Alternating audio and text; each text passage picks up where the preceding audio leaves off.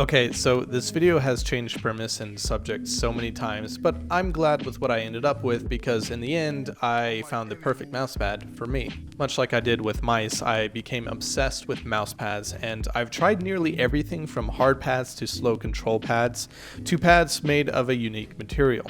I've tried the world's most popular pads and some uncommon enthusiast level pads. In fact, the only type of mousepad I haven't tried is glass mousepads like the one from SkyPads that are apparently really good. Point is that I've tried quite a few different kinds of pads and I've learned a whole lot, and I know exactly what kind of mousepad I want, which is a faster mousepad with low starting force but a good amount of stopping power. For the longest time you had to make the decision of having a slow pad, such as a SteelSeries QCK, that has good stopping power, making flicks easier, but it also had high starting force, which made small adjustments much harder to make because it felt like you were stuck in mud.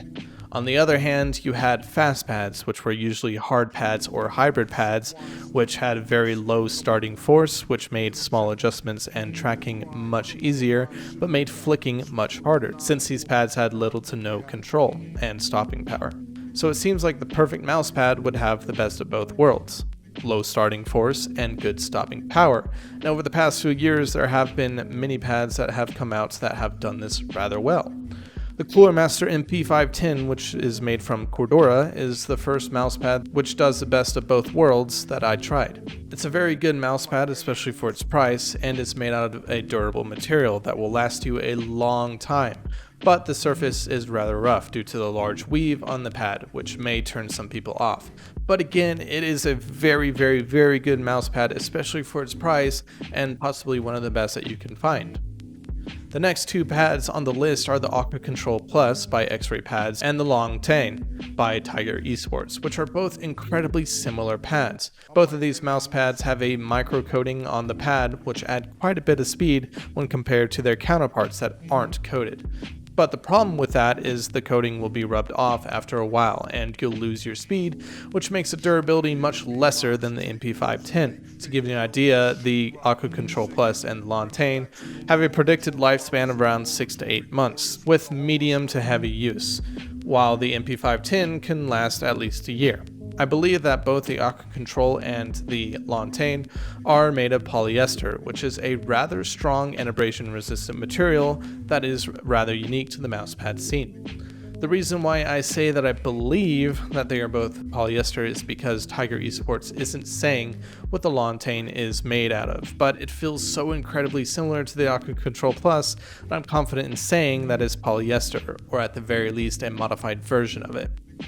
Now, for the price tag of around $35 for the large sizes, and considering that all of these mousepads are available in North America now through the links that I'll give in the description, the MP510, the Aqua Control Plus, and the LongTeng are pretty much the best that you can buy, especially for their price tag.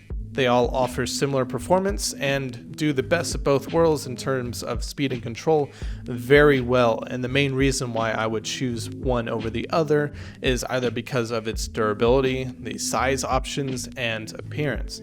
And to be honest, when I was thinking about making this video, I had the Artisan Hien on the way, and I was planning on making a video saying that those three mouse pads were very good alternatives for the Artisan Hien, because I saw that the Hien was also made out of polyester.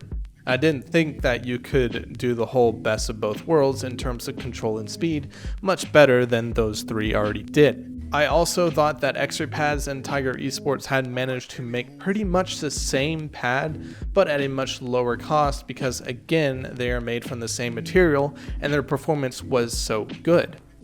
That is until I got my Artisan Hien, and wow, it is way better than I thought it was going to be.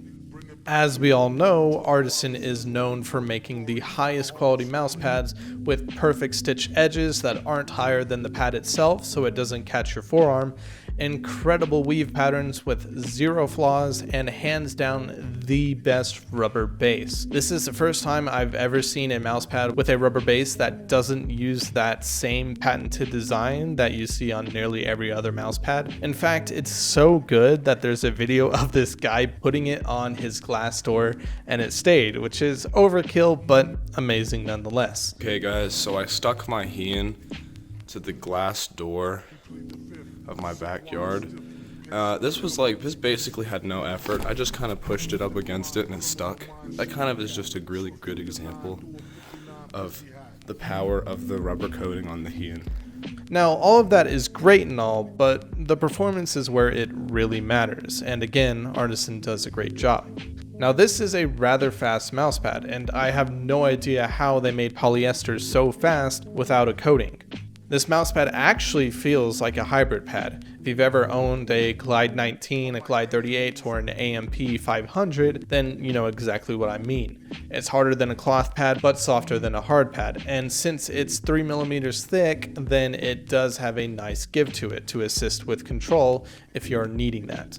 Out of all the pads I've talked about in this video, this pad has the lowest start force and the fastest glide, but it still maintains a good stopping power that is very similar to the other pads mentioned in the video. Also, one major thing that's worth mentioning is that the surface is not coated, which means that it won't lose its glide, but according to the community of people that have this pad, this is one of the most durable mouse pads out there, and it won't lose its glide for at least a couple years or even 3 years, which isn't something you can say about pretty much any other mousepad. But all of that said, there is a pretty large price premium. First of all, a lot of Artisan pads are very difficult to find in stock on their site, but if you do find one, then they're also coming from Japan, which means very high shipping costs and long wait time. There are options available on Amazon, and even if you have Amazon Prime, you are still paying around $90 to $100 for the XL sized mouse pads, which to most people won't be worth it, which is totally understandable.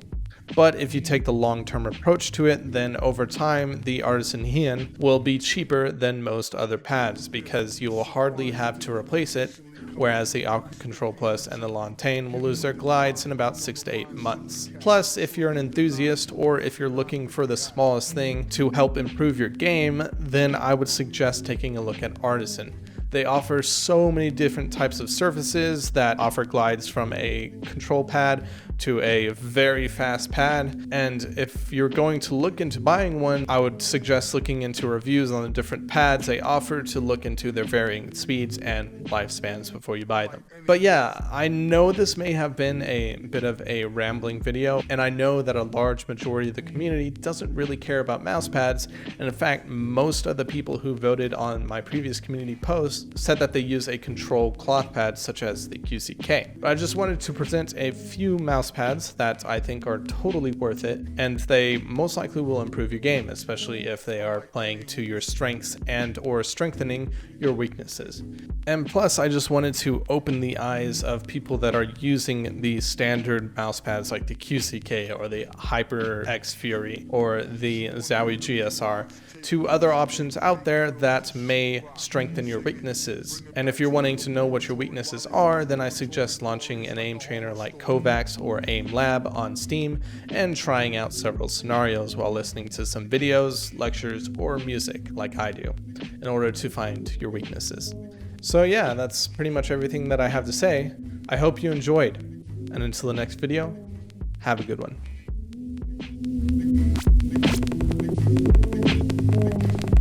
Break it.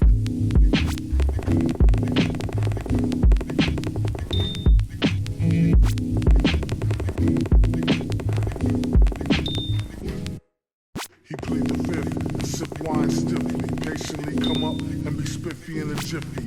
Give with the grind, criminal mind shifty cat. Swift with the 9 through a 5950 hat.